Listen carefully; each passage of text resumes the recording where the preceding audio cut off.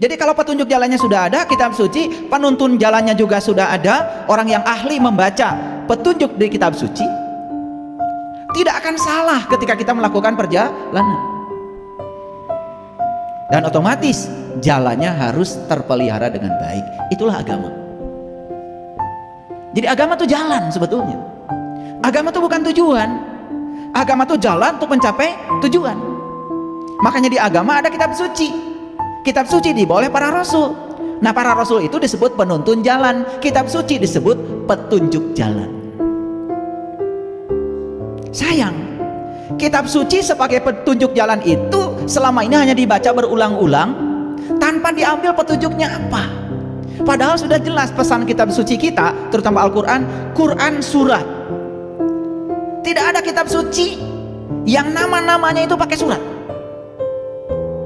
Quran surat, yang namanya surat itu pasti di dalamnya ada pesan. Pesan dari siapa?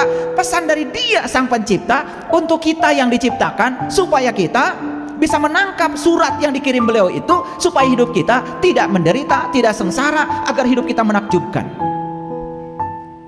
Jadi kalau penderitaan hidup itu bukan takdir, itu akibat dari kesalahan kita memilih jalan hidup. Nah, oleh karena itu, maka hari ini kita akan berbicara sesuatu yang besar dan luar biasa, yaitu jika hidup hanya untuk diterima orang lain, maka kita akan mati saat kita ditolak. Kan sebetulnya yang terjadi dalam kehidupan kita selama ini, mohon maaf, kita lebih banyak hidup kita itu demi untuk menyenangkan orang lain, sampai kita mengorbankan kemerdekaan kita sendiri agar dipandang baik oleh orang lain. Bukankah itu berpura-pura? Bukankah itu yang disebut dengan kemunafikan hidup? Lalu sepanjang kita hidup seperti itu, maka sepanjang itu pula kita tidak akan pernah menemukan diri kita sendiri.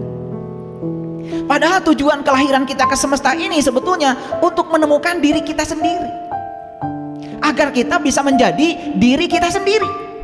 Itu yang disebut dengan kemerdekaan. Setelah selesai kajian ini, mari kita jujur, introspeksi diri.